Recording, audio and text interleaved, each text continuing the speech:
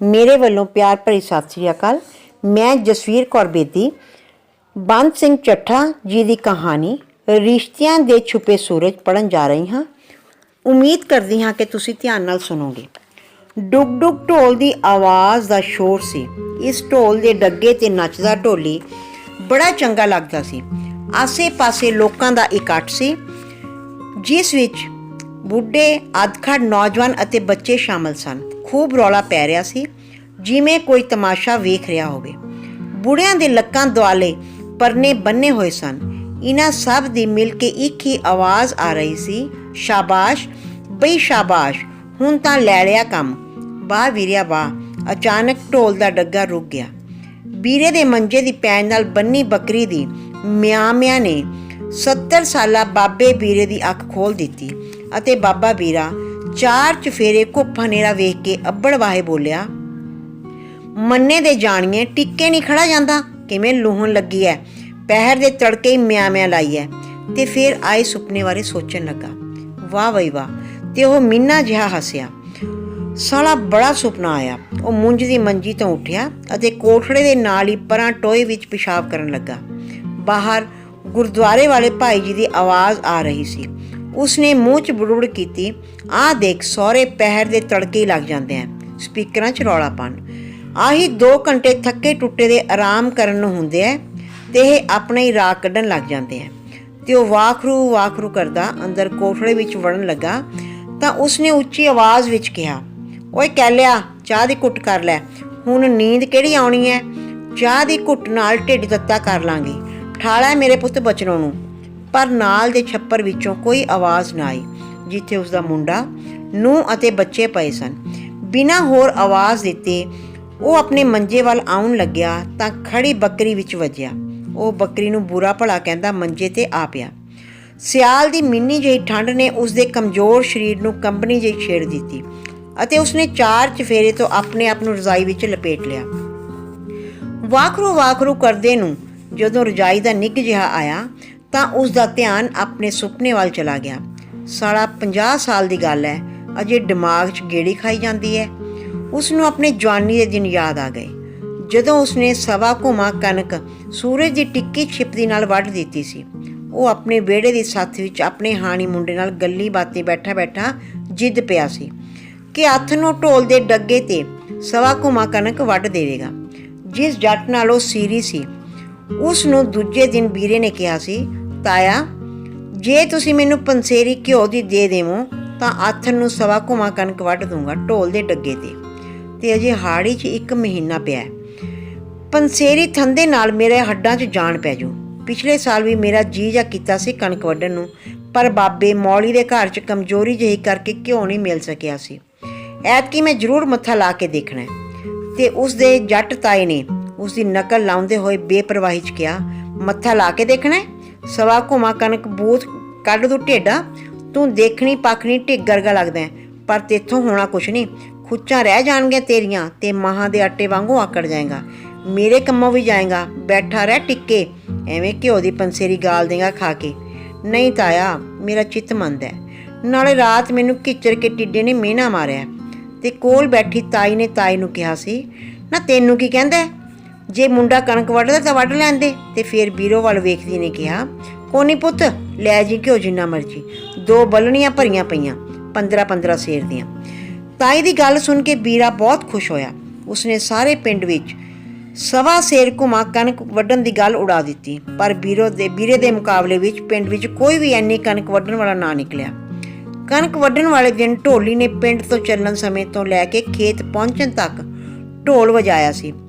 ਪਿੰਡ ਵਿੱਚੋਂ ਬੁੱਢੇ ਨੌਜਵਾਨ ਅਤੇ ਹੋਰ ਕਾਮੇ ਤੇ ਬੱਚੇ ਸਭ ਵੀਰੇ ਨੂੰ ਕਣਕ ਵੱਢਦੇ ਨੂੰ ਵੇਖਣ ਗਏ ਸਨ। ਵੀਰੇ ਨੇ ਦਾਤੀ ਹੱਥ ਵਿੱਚ ਫੜਦੇ ਤੇ ਕਣਕ ਵਾਲੇ ਖੇਤ ਦੀ ਵੱਟ 'ਤੇ ਖੜ੍ਹ ਕੇ ਰੱਬ ਦਾ ਨਾਮ ਲਿਆ ਅਤੇ ਉੱਥੇ ਖੜ੍ਹੇ ਬਜ਼ੁਰਗਾਂ ਦੇ ਪੈਰੀ ਹੱਥ ਲਾ ਕੇ ਆਸ਼ੀਰਵਾਦ ਲਿਆ। ਹੁਣ ਵੀਰੇ ਦੀ ਦਾਤੀ ਕਣਕ ਦੇ ਢੇਰ ਲਾਂਦੀ ਜਾ ਰਹੀ ਸੀ।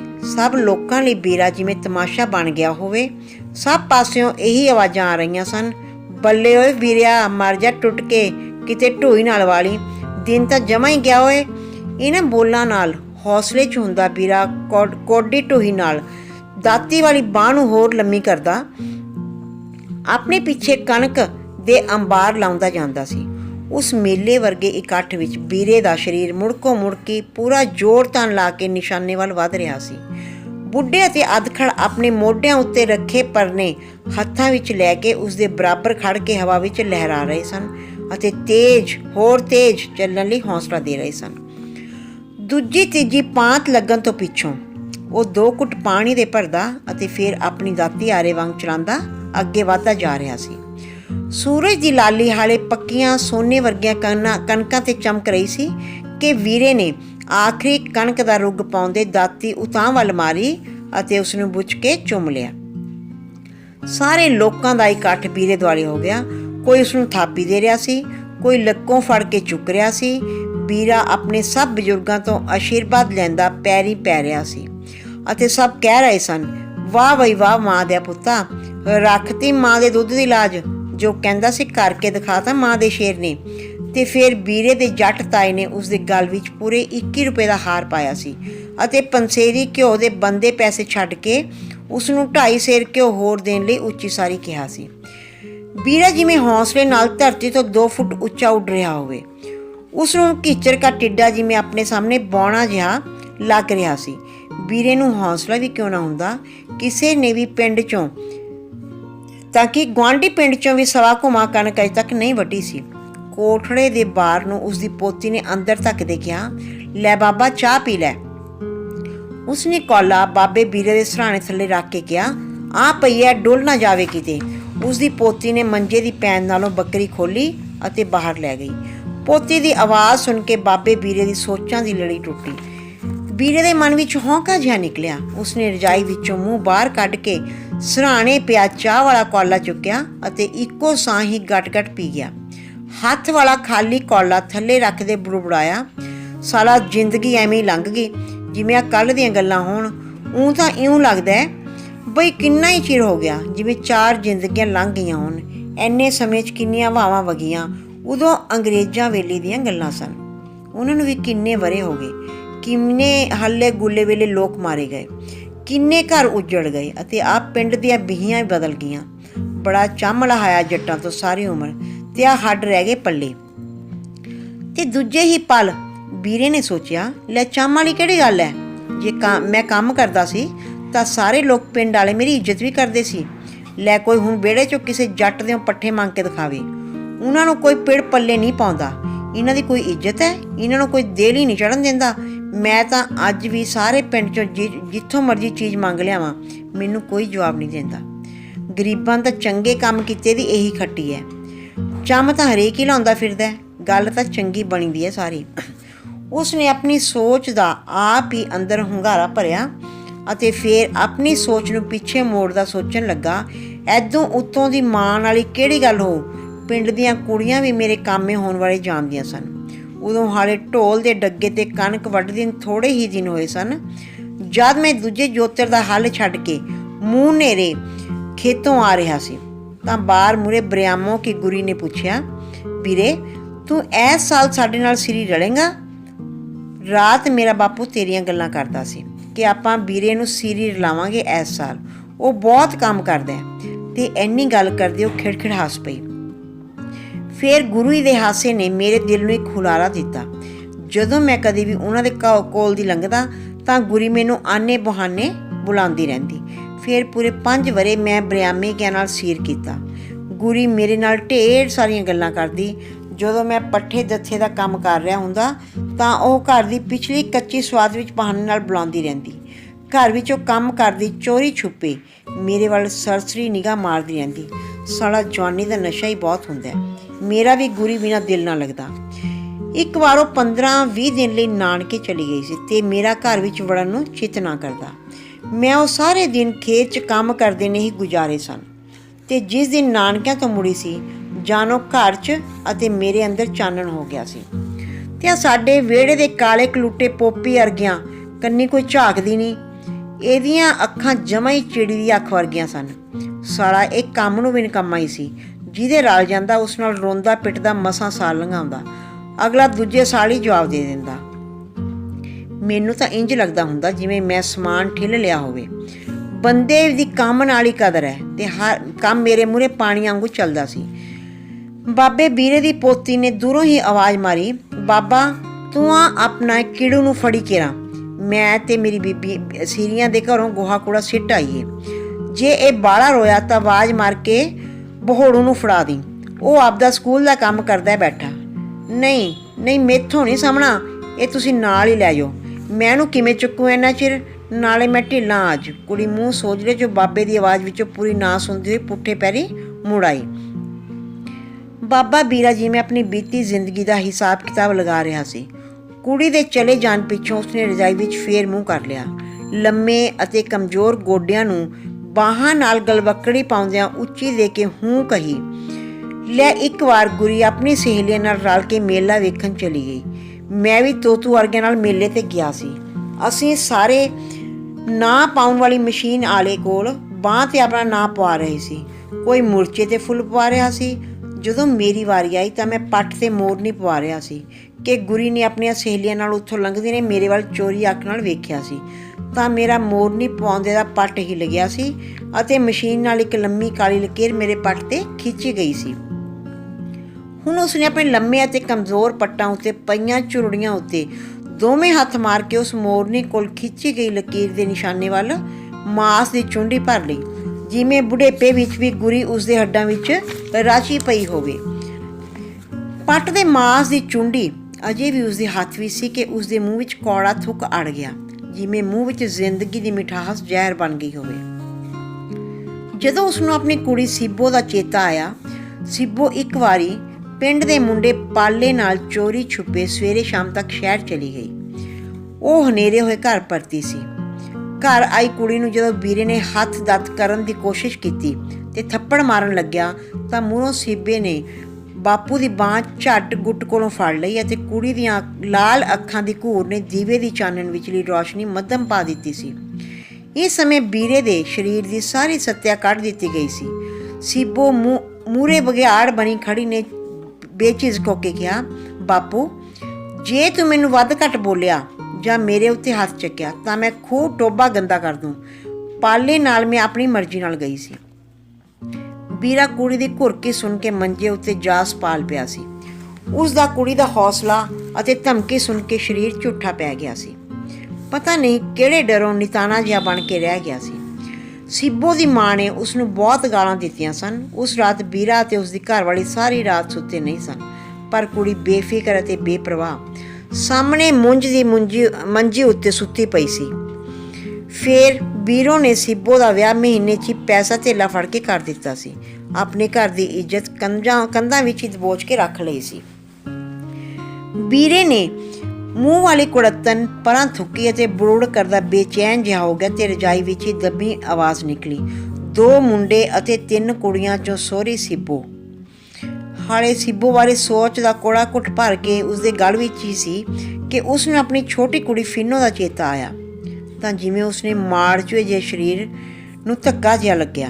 ਜਦੋਂ 9ਵੀਂ 'ਚ ਪੜ੍ਹਦੀ ਸੀ ਤਾਂ ਤਖਾਣਾ ਦੇ ਮੁੰਡੇ ਦੀ ਲਿਖੀ ਚਿੱਠੀ ਮਾਸਟਰਾਂ ਨੇ ਫਿੰਨੋ ਦੀ ਕਿਤਾਬ 'ਚੋਂ ਫੜ ਲਈ ਸੀ ਅਤੇ ਮਾਸਟਰਾਂ ਨੇ ਮੈਨੂੰ ਸਕੂਲ ਸੱਦ ਕੇ ਉਸ ਚਿੱਠੀ ਬਾਰੇ ਚੋਰੀ ਛਿਪੇ ਸਭ ਕੁਝ ਦੱਸ ਦਿੱਤਾ ਸੀ।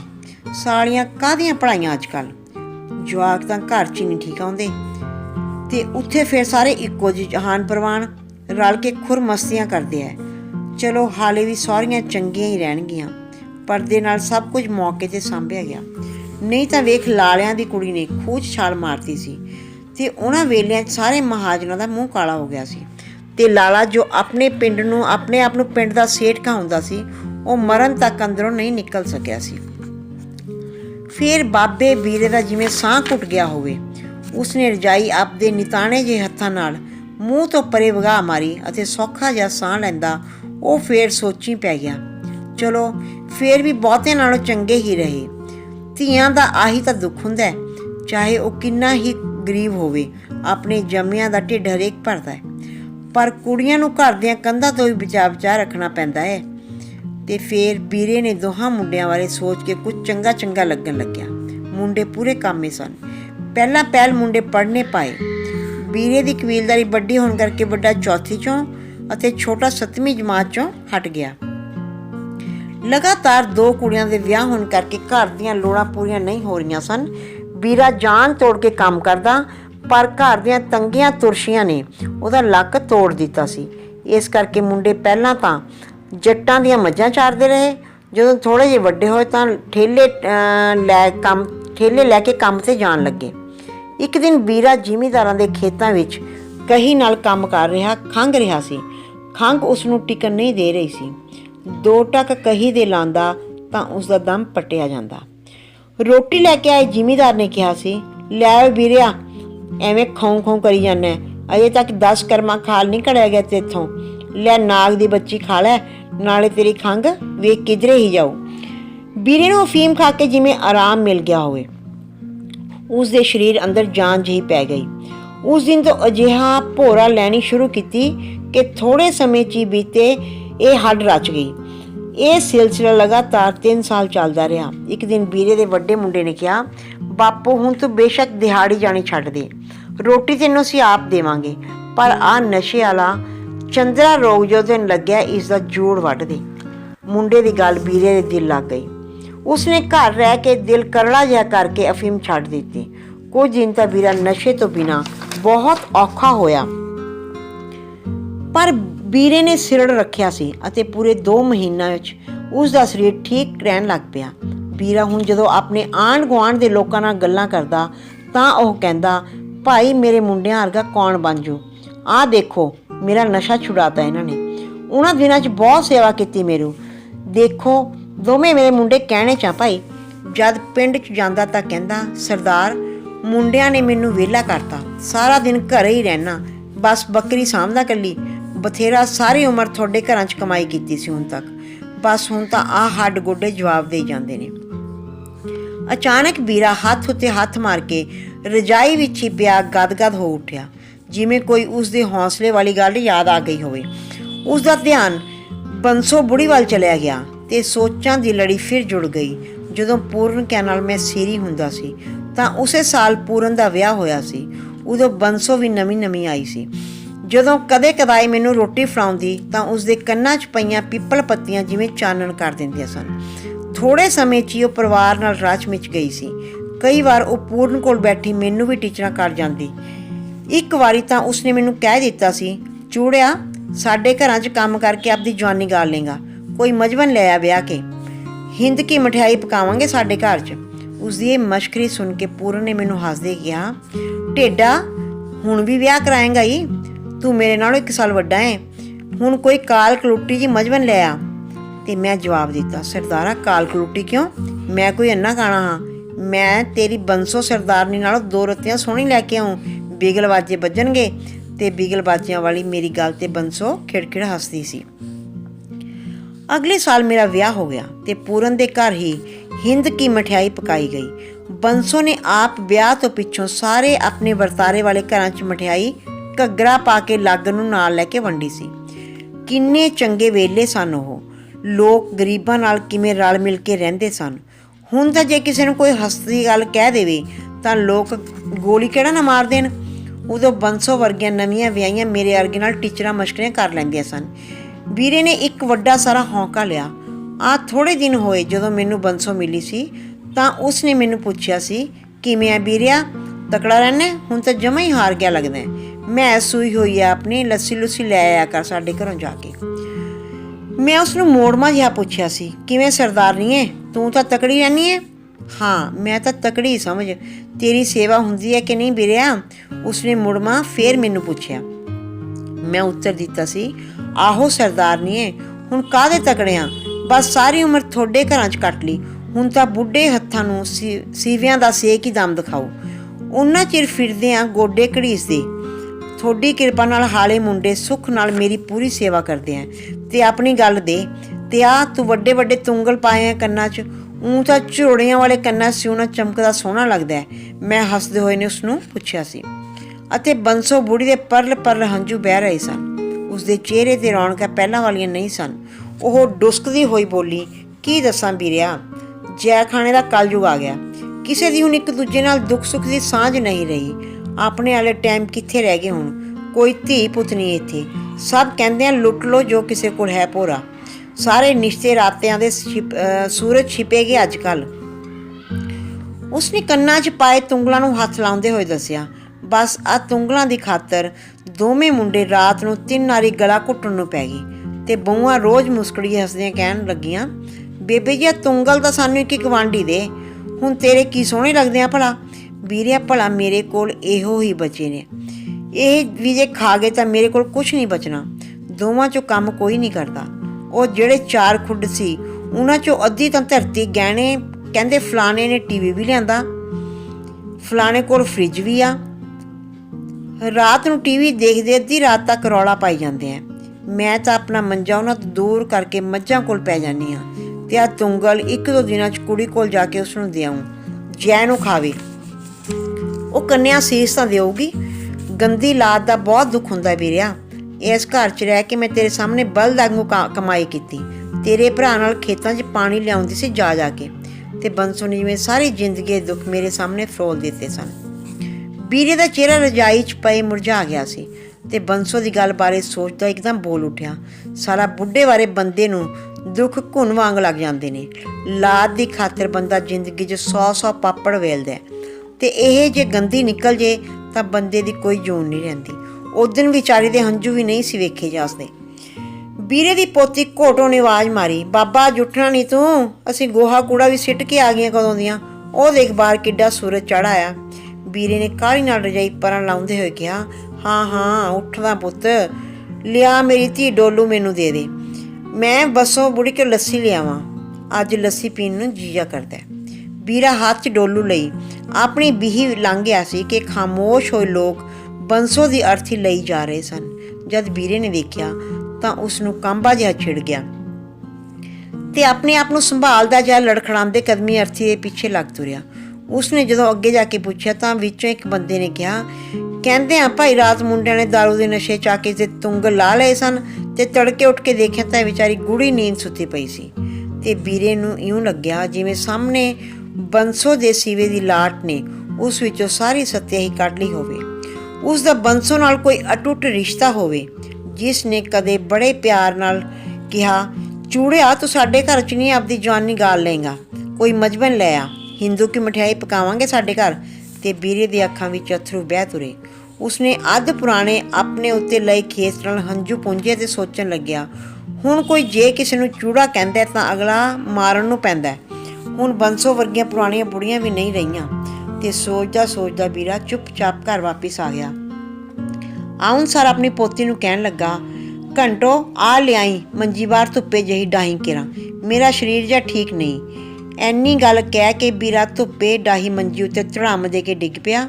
ਉਸਨੇ ਹੌਲੀ ਜਿਹੀ ਆਵਾਜ਼ ਵਿੱਚ ਕਿਹਾ, ਪਾਣੀ ਦਾ ਗਲਾਸ, ਤੇ ਕੁੜੀ ਪਾਣੀ ਦਾ ਗਲਾਸ ਲੈਣ ਚਲੀ ਗਈ। ਚੌਹਾਨ ਇੰਟਰਟੇਨਮੈਂਟ ਤੁਹਾਡਾ ਆਪਣਾ, ਤੁਹਾਡੇ ਲਈ।